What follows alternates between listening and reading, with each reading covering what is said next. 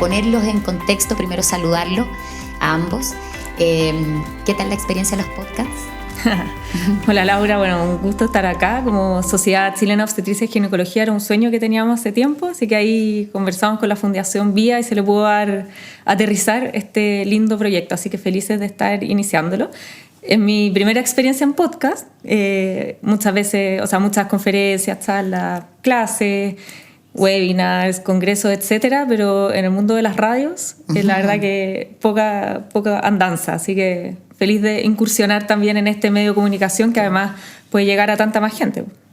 Así es, doctor. De igual manera, no voy a repetir lo mismo que ya dijo María José, pero feliz de poder estar acá y poder, ojalá, transmitir lo que formas de prevención y formas de poder ayudar a las personas, así que encantado de estar aquí. Bueno, como lo dice un poco el origen de este podcast es cáncer femenino es lo que debes saber. Así es que vamos a comenzar a nutrir a toda la gente que nos va a escuchar. Y quisiéramos saber cuáles son los tipos de cáncer femeninos más frecuentes en Chile, pero también en el mundo, porque siempre hay otros lugares de este planeta que nos marcan como una referencia. Sí, bueno, mira, el que se lleva todos los premios... Todos los galardones. Todos los galardones es el cáncer de mama. Es lejos a nivel mundial y Chile no es la diferencia, el cáncer más frecuente. Y en Chile también hace varios años ya es el cáncer que más mueren mujeres por cáncer de mama en el país. Exactamente. O sea, de las muertes por cánceres, el cáncer de mama es el más frecuente. Lo cual es un podio que me gustaría no tener dedicándome a ese tema, digamos, pero es así. Así que hemos avanzado muchísimo en los años en este cáncer, pero queda mucho por avanzar. Así que lejos el de mama es el que se lleva todos los galardones en cuanto a incidencia y también mortalidad. Pero hay muchos cánceres femeninos que también las mujeres nos tenemos que preocupar, que ahí Roberto puede ahondar más en eso. Bueno, dentro de eso está el cáncer del cuello del útero, que es un cáncer que es prevenible y que de los cánceres ginecológicos es el más frecuente. Actualmente se está acercando mucho el cáncer de endometrio, que tiene que ver mucho con nuestros estilos de vida y de los puntos que vamos a tocar durante este podcast. Y posteriormente viene el cáncer de ovario, que lamentablemente el cáncer de ovario es nuestra gran caballito de batalla, por decirlo de alguna manera, porque no tenemos forma de prevenirlo y lamentablemente algunas veces llegamos muy tarde. ¿Y por qué, doctor? ¿Cuesta detectarlo? ¿Los síntomas tal vez son más silenciosos? Exactamente, es muy silencioso, no da síntomas hasta que es muy tarde. Hay que estar con una constante sospecha y no tenemos ninguna forma de hacer un diagnóstico precoz. No podemos llegar a tiempo, solamente se manifiesta cuando tiene todos estos síntomas. Wow.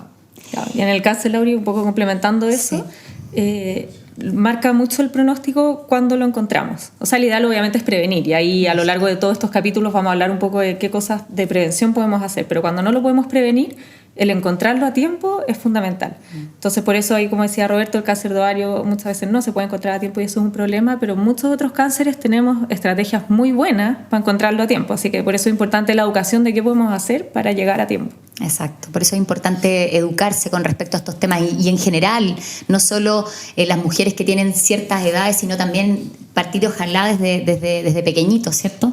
Eso que tú mencionas es súper importante, la educación. Sí. Tenemos que generar campañas de educación y medidas a las diferentes etapas de la vida. Tenemos que partir educando desde la etapa preescolar, escolar, incluso la parte técnica universitaria. Entonces, esto que estamos haciendo el día de hoy creo que es fundamental. Y la gran brecha que tenemos actualmente es educación. Perfecto, importante. Es una gran tarea, yo creo que a nivel nacional, obviamente, bueno, mundial, pero también en Chile, como bien ustedes decían, el que se lleva los galardones es un cáncer femenino y por ende es importante informar. Ahora, ¿qué factores de riesgo compartidos tienen los diferentes tipos de cáncer femeninos? Porque hablábamos del cervicuterino, de los ovarios, bueno, están las mamas, es como todo el aparato reproductor de la mujer. ¿Cuáles son los factores que se encuentran en todos? Bueno, mira, el primero, y aunque suene obvio, yo creo que es importante recalcarlo, que es el ser mujer. Y te digo, suena obvio porque estamos hablando de cánceres femeninos, sí, claro. Pero, por ejemplo, el cáncer de mama, ya solo por ser mujer, tú tienes riesgo de tener cáncer de mama. Entonces, todas las mujeres, del momento en que nacemos, vamos a tener riesgo de tener cáncer de mama y es importante concientizarlo. Entonces, por eso digo que suene muy obvio, fundamental, y obviamente es común para todos estos cánceres. También la edad En general, a mayor edad hay mayor riesgo de estos cánceres, salvo algunas excepciones, pero en general a mayor edad, mayor riesgo. Y eso depende, disculpe, de la genética, porque muchas veces uno va al control médico y te dicen, ¿tienes cáncer en tu familia? No sé qué, ¿por qué te vienes a hacer? Yo hace poco me hice mis controles y me decían, ¿tienes historia de cáncer? No, vengo por prevención. Entonces, existe, por ejemplo, algo de genética también, porque también se ha oído, ¿no?, de gente bastante joven con cáncer de mama, no necesariamente sobre los 30, incluso menos. Así es. Bueno, efectivamente, lo que pasa es que la incidencia de cáncer en general, y ahí yo creo que hablemoslo después, pero en el fondo el por qué ha aumentado tanto la incidencia de cánceres en general ha aumentado. Entonces ha aumentado también el de mujeres jóvenes, pero en específico el de mama, por ejemplo, es un cáncer que se produce más después de los 50. Y eso es súper importante tenerlo claro, porque muchas mujeres dicen, no sé, para los 70, que están muy bien, hoy día vivimos sobre los 80 años, entonces a los 70, ¿qué había por delante? Todavía harta y buena. Entonces dicen, como ya no me pasó, dejo mis controles. Y no, a mayor edad tenemos mayor riesgo y sigue siendo un cáncer de pasado los 50 años. Sin embargo, como ha aumentado en general la incidencia, efectivamente estamos viendo mucho más cánceres en mujeres jóvenes. También las mujeres por razones personales, profesionales, etcétera, hemos retrasado nuestra maternidad y eso también influye en aumentar el riesgo de tener estos cánceres. La primera menstruación, que también por los estilos de vida y todo se sabe que se ha adelantado en las niñas, eso también hace que estemos más expuestas a estrógeno a lo largo de nuestra vida y eso aumenta el riesgo de estos cánceres. El tener una menopausia más tardía y algunas cosas súper importantes que son genéricas para toda la población, el estilo de vida. Y yo creo que ahí tenemos que educar, pero mucho. Precisamente, bueno, leíamos en la presentación del doctor que, claro, que con un poco iba el tema también del estilo de vida. Eso iba a preguntar, porque podemos decir que el hecho de ser mujer, pero también el estilo de vida que llevamos, las comidas, lo que comemos, ¿no es verdad? ¿Puede estar influyendo eso también, doctor? Absolutamente. Y antes de pasar a este tema de estilos de vida, vuelvo a recalcar, educación.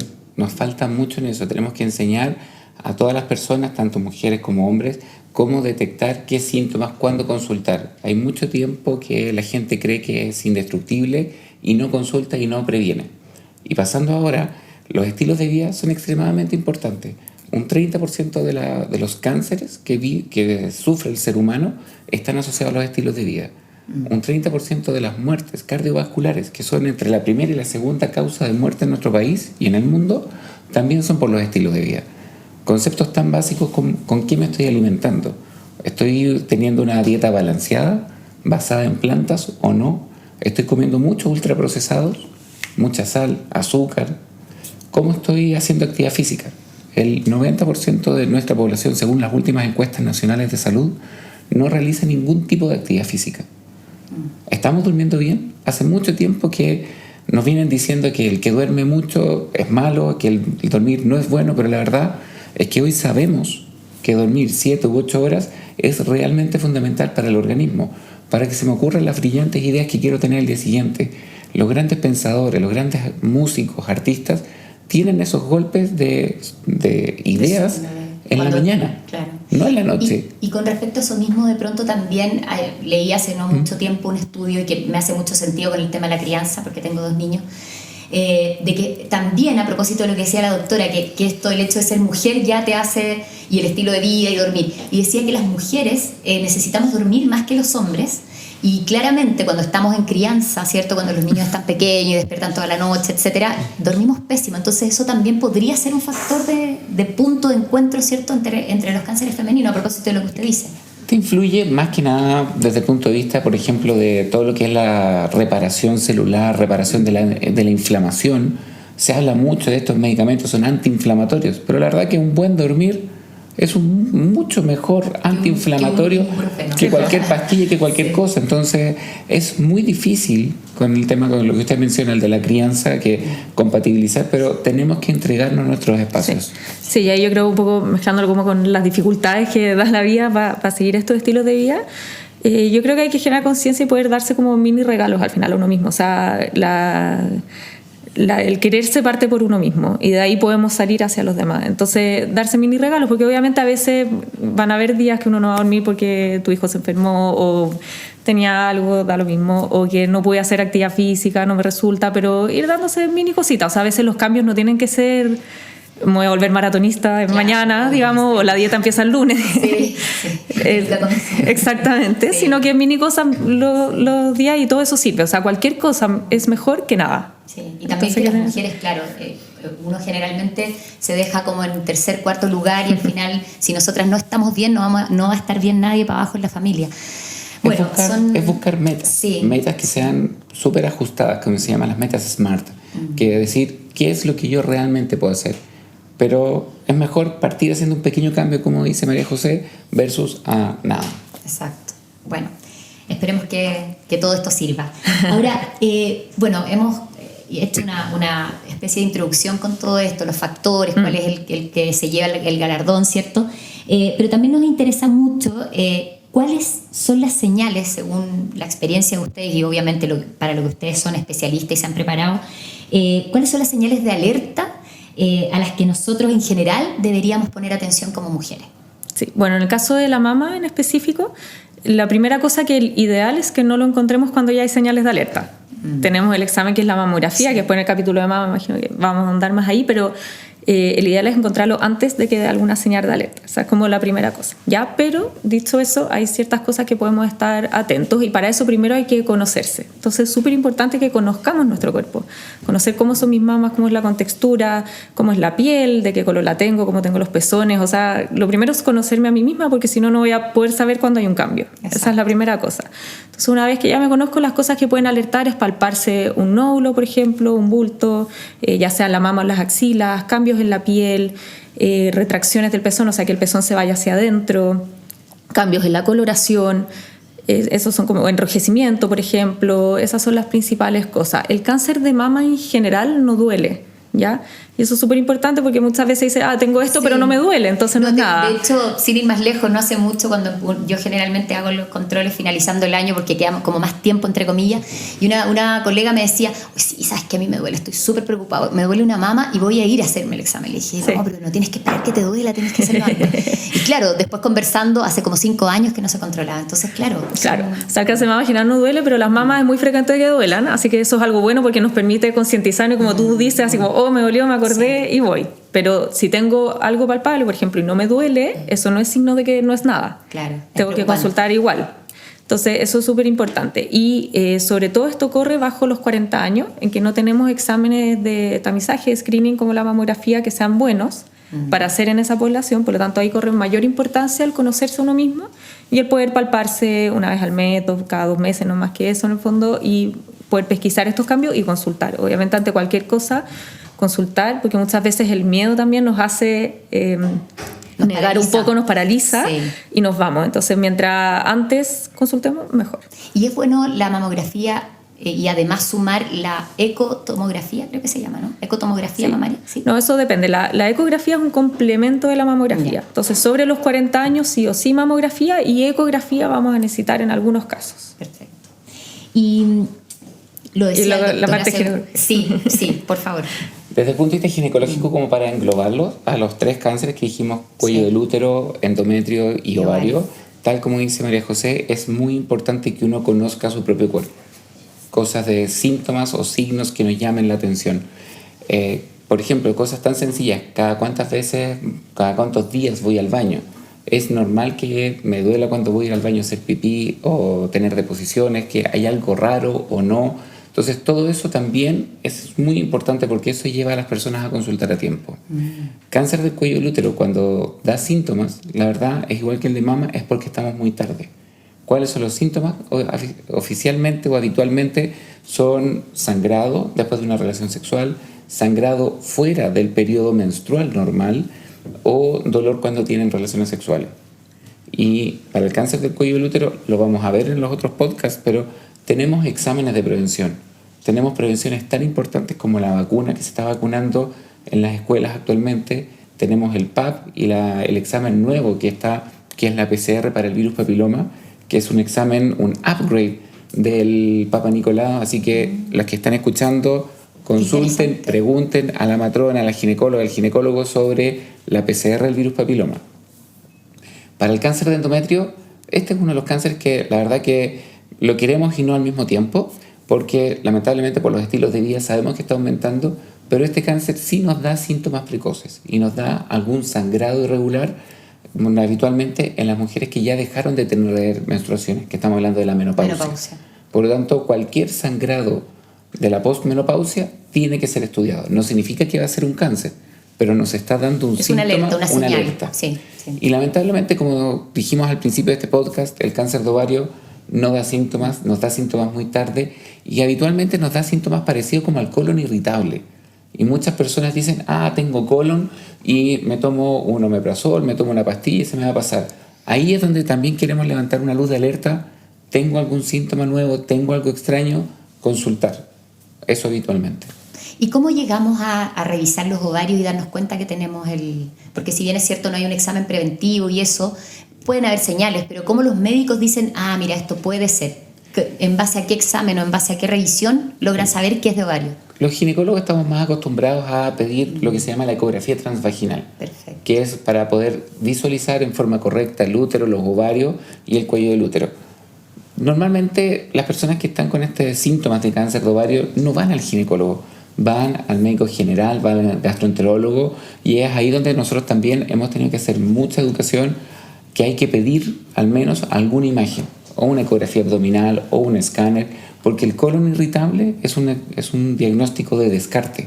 Tengo que haber descartado muchas otras patologías, y no solamente cáncer de ovario, puede ser cáncer de colon, pueden ser cáncer de la vía biliar. Entonces hay que estar atento y hay que tener un alto grado de sospecha.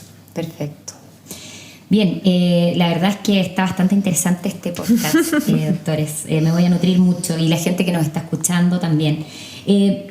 Lo decíamos hace un ratito, doctor.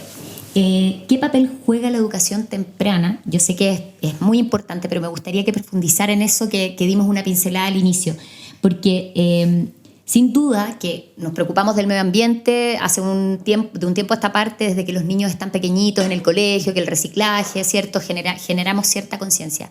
¿Qué pasa con el tema del cáncer? En temas de la falta de educación que nos hace tanta falta, valga la redundancia. Mira, yo creo que ahí tenemos que ver muy bien el tema de los estilos de vida nuevamente. Acaba de salir publicado un trabajo muy interesante de que habla que si tú le das algún tipo de azúcar, dulce o lo que sea, a los niños antes de los 3 años, ya le estás aumentando el riesgo de que esa persona pueda tener hipertensión, diabetes y otras cosas más. Entonces, educar es, muy bien, a lo mejor después de los 3 años, después de los 5 años, te voy a dar un dulce, pero tenemos que comer en forma balanceada. Los niños van a seguir el ejemplo de los padres. Hagamos algo de ejercicio, tal como dice María José. No es necesario salir a correr un maratón, pero hagamos algo de actividad física. Con respecto a los hábitos también del evitar fumar o tomar alcohol en exceso, que los niños también lo van a ver. Entonces todas esas cosas son muy importantes de empezar a educar desde pequeño. Y eso sí va a generar grandes cambios. Y eso sí se ha visto, que los niños que crecen en un ambiente un poco más basado en plantas, cuidándose con lo que están alimentándose, conectándose una vez más con nuestro planeta, conectándose con lo verde, realmente van a estar mucho mejor.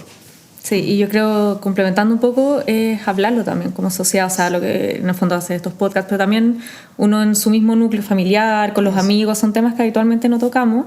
Y en el fondo hoy en día los jóvenes y los niños tienen otra visión del mundo y permean mucho más a este tipo de cambios y a este tipo de conceptos de cuidarse a uno mismo y de ahí cuidar a los demás y cuidar al mundo, etc. Y entonces hablarlo yo creo súper importante. Me acuerdo hace poco, ahora en octubre, que en el fondo toda la ciudad se viste de rosa y qué sé yo. Estaba con algunos de mis niños en un parque y estaban estas cintitas y me dijo, mamá, mira lo mismo que tú tienes en el delantal, no sé qué. Y entonces ahí nos pusimos a hablar de qué significaba, bla, bla, y llega y mira, ¿y tú te hiciste tu mamografía, mamá? Y yo dije, sí me la hice, pero en el fondo me la había hecho.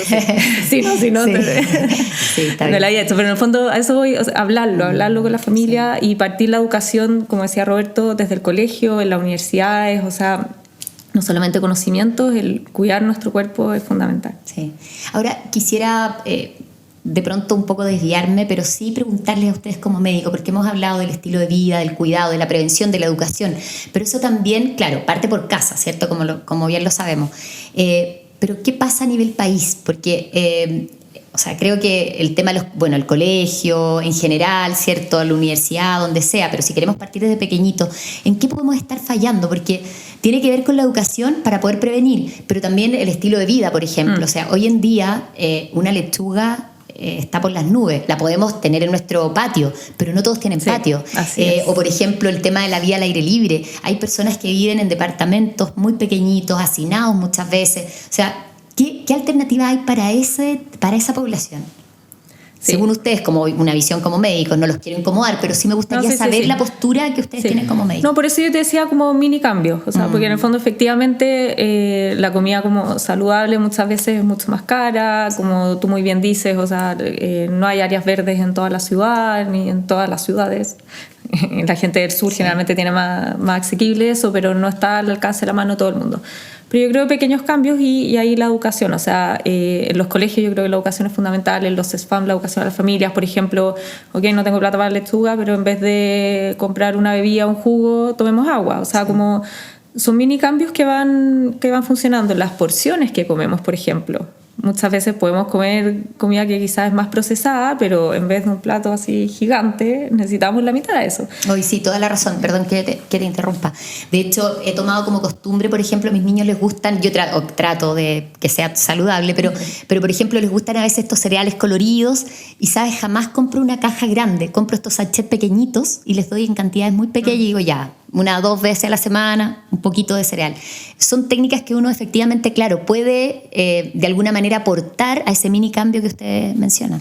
Claro, entonces mini cosas así, pero para eso es fundamental la educación. Y ahí sabemos que estamos muy, muy, muy al debe. Por ejemplo, la mamografía, que si bien todos los octubres hacemos miles de campañas y cosas, el porcentaje que se hace mamografía de la población que se la tendría que hacer en Chile es entre un 30 y un 40% y no más que eso. O sea, y de la población que se la tendría que hacer, que es sobre los 50 años. O sea, claro, o sea, es nada. Y la principal razón, eso es la encuesta CACEN, se pregunta eso, la principal razón que la gente pone para decir por qué no se hizo la mamografía es por desconocimiento. O sea, es pura falta de educación al final. Entonces estamos claramente fallando. Sí, claramente. Y digo, esto es a nivel país, no es solo en la casa, no es solo con ustedes cuando uno va a la consulta. O sea, es algo que algo está fallando.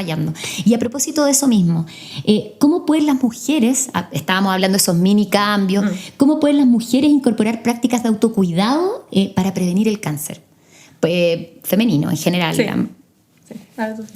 Doctor. Mira, lo que tú estás mencionando, sabemos que hay mucha falta de equidad en nuestro país y estos mini cambios que estamos conversando, por ejemplo, la actividad física. ¿Tengo que ocupar el ascensor todas las veces o puedo subir 1, 2, 3 pisos por las escaleras? Eso ya es considerado actividad física. Pero ¿qué vemos? Que muchas veces hay una cola larga para el ascensor. Queremos generar cambios. Arreglemos las escaleras. Yo sé que las escaleras tienen que estar preparadas para el escape, pero pongamos buena iluminación, hagamos que sea más atractivo. Con respecto a la alimentación, uno tiene que basarse un poco en la cultura oriental aquí. Los platos de la cultura oriental, uno nos ve, no son grandes, son platos pequeños y los llenas de verduras y diferentes cosas. Y hay otro concepto muy entretenido de la cultura oriental, el hara hachi bu, que significa comamos hasta que sentamos que estamos en el 80%. ¿Tengo que comer hasta estar completamente saciado? No. Y esos son pequeños cambios que estamos haciendo. Tal como dijo María José, en vez de comprar tanto ultraprocesado o mucha bebida, que somos adictos a la bebida, empecemos a cambiar agua. Y así podemos ir haciendo esos cambios. Y se puede conseguir. Y todos esos cambios, pequeños cambios que vamos haciendo día a día, sabemos que de aquí a 1 año, a 5 y a una década, va a tener que generar un impacto. Por lo tanto, tenemos que empezar. ¿Podemos repetir el jara? ¿Cómo es? La carrera que no hemos empezado es donde vamos a fracasar. Sí. Voy a llegar al final de un maratón, no importa. Corrí los 42 kilómetros y lo conseguí y fue mi meta. Yo no me estoy comparando con el resto. Y el concepto era hara hachi bu. No sé si lo estoy diciendo bien, no, es como se lee. No importa, pero nos quedó claro que hasta el 80%. Comer hasta que uno sienta que está al 80% de saciedad. Excelente. Y con eso consigues mucho. ¿Me tengo que comer todo el plato de papas fritas? No, es mi escape de repente. Sí. Son buenas, son ricas, no buenas, son ricas. Pero ¿puedo complementarlo? Por supuesto que puedo complementarlo. Sí, ya me quiero agarrar de una frase que dijo Roberto, del compararse con uno mismo y no con los demás. Porque obviamente hay gente que le resulta más fácil, gente que tiene más capacidad, gente que para hacer los cambios necesita irse al extremo porque si no, no le resulta. Sí. Entonces, Es frustrante a veces que veo al de al lado que claro, que sale toda la mañana, corre a las 5 de la mañana, come súper saludable, bla, bla, y a veces uno no puede nomás o no le hace sentido. Entonces ahí yo creo que compararse con uno mismo es fundamental, y ahí de nuevo volvemos al autoconocimiento. Y en el fondo, ¿qué cambios puedo hacer yo con la actitud que tengo hoy en día que me sean favorables para mí misma? Más que pensando lo que está haciendo la. No, y al final, claro, porque te vas a frustrar o te vas a sentir superior, y claro, ahí se entra un juego importante que tiene que ver con el conocernos y todo eso.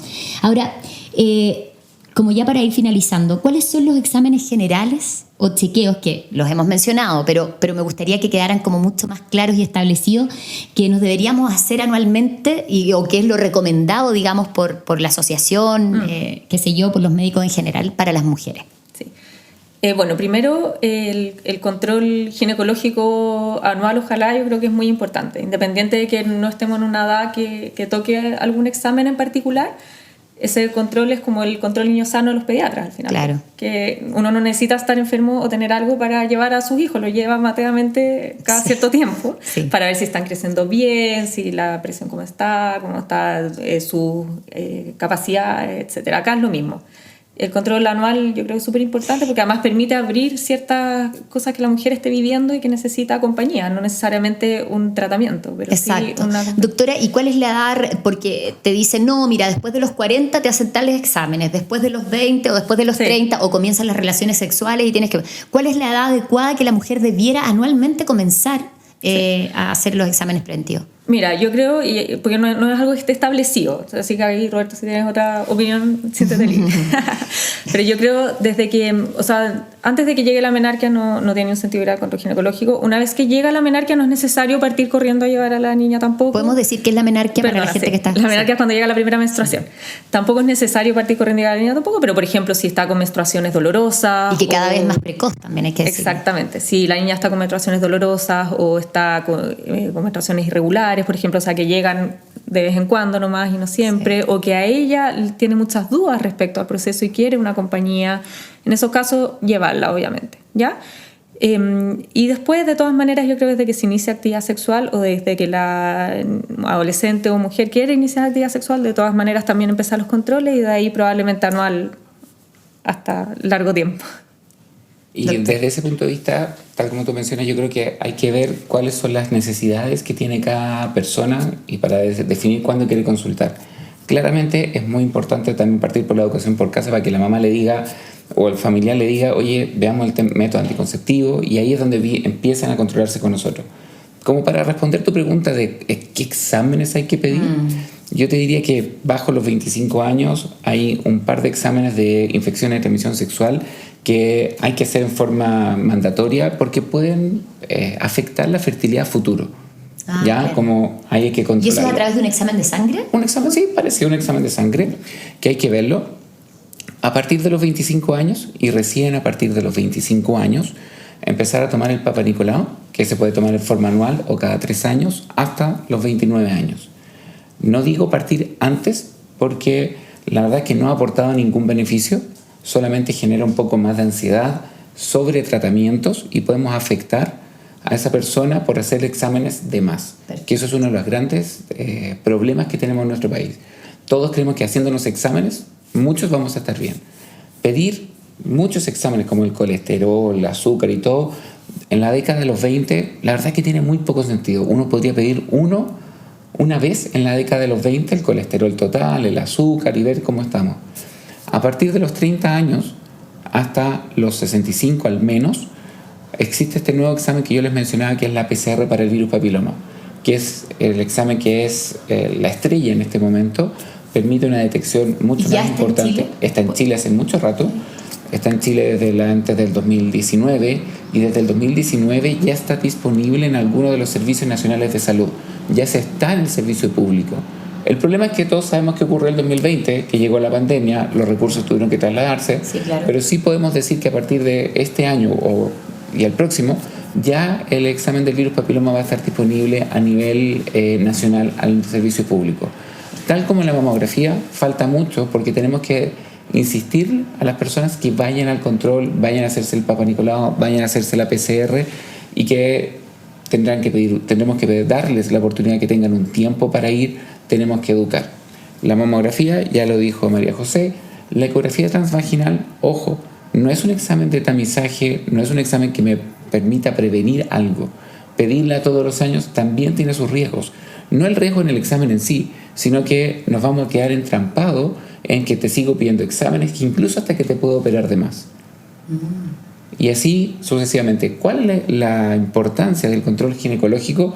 Que dependiendo de los diferentes recursos, puede ser cada 1 año, cada 2 años, es que permite que uno pregunte no solamente de la esfera ginecológica, uno pregunta por todas las diferentes esferas de la persona. ¿Cómo estás? ¿Te han diagnosticado algo nuevo? ¿Te duele la cabeza? Uno puede ser hipertensión. ¿Cómo estamos con la cantidad de peso? Entonces, la gracia del control ginecológico es que preguntamos de todo. Sí, me llamó profundamente la atención el año recién pasado cuando fui a mis controles, mi doctor de base, digamos, el que estaba en Estados Unidos. Él tiene una edad, yo creo que sobre los 60, y pedí una hora a otro médico que era bastante más joven, 40 y algo, y me llamó la atención poderosamente eso. De hecho, llegué a la oficina haciendo un poco de risa porque dije, oye, el doctor súper preguntón y no sé, y me revisó completa, por acá, no sé qué. Obviamente me dio aviso, mira, todo impecable, pero claro, me llamó mucho la atención que no estoy desmereciendo en lo absoluto a mi doctor, que lo amo, pero claro, este médico venía probablemente con exactamente con estas prácticas, digamos, mucho más nuevas, más modernas y más acuciosas también, porque me revisó y me hizo preguntas que el otro doctor nunca me había hecho. Es que son preguntas que uno hace cada vez que conversa por primera vez con una persona. Sí. Porque a lo mejor su doctor ya la conoce, ya te ha dicho todo, entonces ya sabe. Pero si a mí me toca evaluar a una persona por primera vez, sí, yo les hago una serie de preguntas, lo dejo escrito, le digo, vamos a hacer esto, vamos a hacer esto otro, y me preguntan de repente, menores de 40 años, ¿me hago la mamografía? No, sabes que la verdad que no tiene sentido, te puedes dar sobre radiación, entonces no tiene sentido y sabemos que no es útil. Sí, entonces, perfecto. la primera vez siempre uno es bien preguntón. Y una visión más integral y de prevenir. Pues. Y para cerrar el tema de qué exámenes, para que los de la mama no queden como en el aire, desde los 40 años mamografía anual de todas maneras. Antes, si es que yo tengo antecedentes familiares de alguien con cáncer de mama que tuvo antes de los 50 años, ¿ya? Y antes de los 40 años no hay un examen, como te decía, pero si tengo antecedentes familiares cercanos de cáncer de mama en mujeres jóvenes, cáncer de ovario en mi familia, un hombre con cáncer de mama en la familia, u otras banderas rojas, súper importante consultar a un especialista porque puedo tener mayor riesgo de tener un cáncer de mama y eso requiere un screening más especializado. Pero así como población general, mamografías de los 40 años y antes de eso lo que hablábamos antes, el conocerse. Exacto. Y el autoexamen para poder pesquisar cualquier cosa nueva que aparezca. Perfecto. Bueno, me encantaría seguir conversando con ustedes, vamos a tener más capítulos, sí. Hablemos de nosotras, cánceres femeninos. Quiero agradecer, doctora María José del Río, doctor Roberto Altamirano, un gusto, creo que nos han entregado muchos buenos datos, los mini cambios, ¿cierto? El conocerse, el tema de la educación, nos falta tanto, ¿cierto? Así es que nada, muchas gracias. Fundación Vida está muy contento, me imagino que ustedes también como asociación también. Así es que estamos aportando un granito de arena para todo esto, para prevenir el cáncer. Muchas gracias, Laura, a ti también. Ha estado muy entretenido. Sí, muchísimas gracias, así que encantado de poder seguir trabajando y colaborando en el futuro.